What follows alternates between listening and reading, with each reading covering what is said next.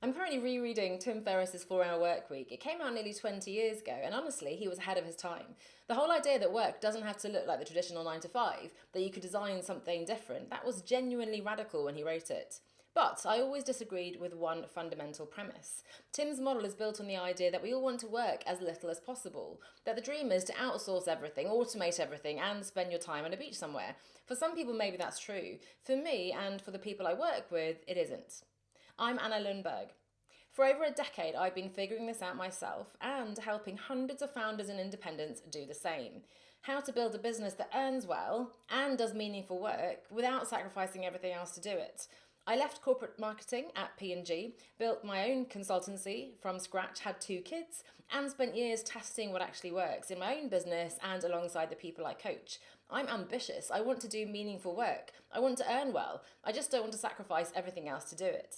So, over those years, building my own business and working with hundreds of independents and founders doing the same, I've developed something I call the 4-Hour Workday. And I want to share the thinking behind it today, including some of the maths that most people have never done, because I think it changes everything.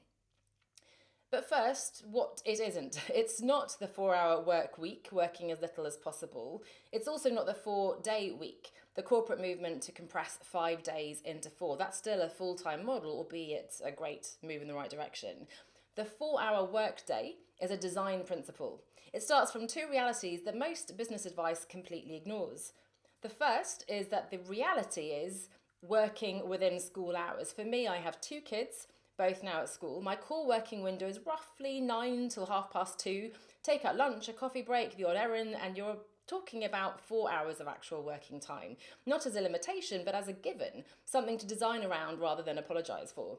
The second reality is what the research consistently shows about focus. Now, studies put average truly productive work time at somewhere between 2 and 5 hours a day, not 8, not 10, and certainly not more than that. We know this intuitively. Most of us have had that experience of sitting at a desk all afternoon achieving almost nothing. When I run the time audit exercise with clients, the single most common reaction is surprise at how much less they're actually working than they thought, even when it felt endless. The 4-hour workday takes both of those realities seriously, and then it asks, given this, what does your work actually need to look like? What does that week need to look like? Here's where it gets interesting, because most independent professionals set their prices kind of based on feeling, what seems reasonable, what the market seems to bear, and what they charged a couple of years ago. Very few have actually run the numbers properly, so let's do that. If you're working standard full-time hours, Monday to Friday, 9 to 5, 52 weeks a year, that's about 2,080 hours. Now strip it back to reality. If you work term time only, as I do, that's 39 weeks, not 52. If your core working hours are 4 hours a day, not 8, and remember we're talking about genuinely productive hours here, not hours at a desk, that's 20 hours a week. 39 weeks, 20 hours a week, that is 780 hours a year.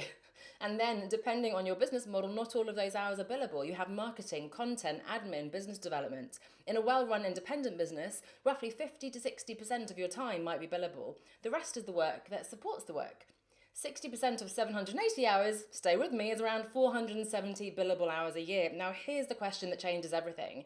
If you want to earn £100,000 this year, divide that by 470 billable hours, that's over £200 per billable hour. Not per hour you're sitting at your desk, per hour you're actually delivering client work. Now, when I run this exercise with clients, the reaction is almost always the same. Either they realise they're nowhere near charging that and suddenly understand why the income never quite adds up, however busy they feel.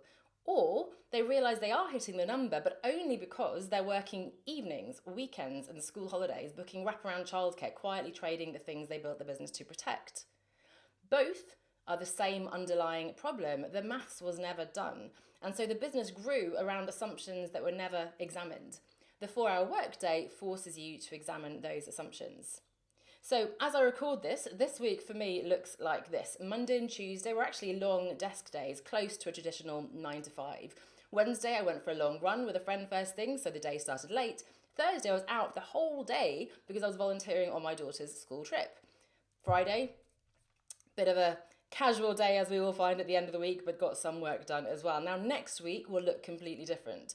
Some weeks I work more, some weeks less. The point is not rigidly protecting exactly 4 hours every single day. The point is that when I'm in my business, I'm focused on the work that actually moves it forward, which means the time outside my business, the school trips, The runs, the slow mornings, well, not so slow, isn't stolen time, or guilty time, I suppose. It's just my life. It's the reality. That's the constraint working as a design tool rather than a problem to overcome. Now, I want to be really honest about something here. Running these numbers is clarifying. It's also uncomfortable. Because what it often reveals is that you're either not working enough hours, or you're not charging enough, or both.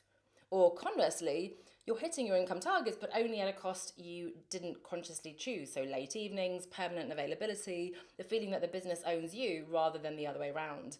Most people avoid that calculation precisely because they don't want to face what it shows. But I'd rather face it clearly and do something about it than keep my head down, stay busy, and wonder at the end of the year why things didn't quite add up. The 4-Hour Workday is not a promise that everything becomes easy. It's a framework for seeing clearly what you have, what it's worth, what it would actually take to build the business and the life you want. And in my experience, that clarity, however uncomfortable, is always the better starting point. Now, if you're building a business around your actual life, not someone else's version of success, then come and find me. I'm Anna Lundberg, and this is what I work on with founders and independents every day. Subscribe if you want more of this thinking, and you can find the Solopreneur scorecard at onestepoutside.com/intentional business. That's onestepoutside.com/intentional business.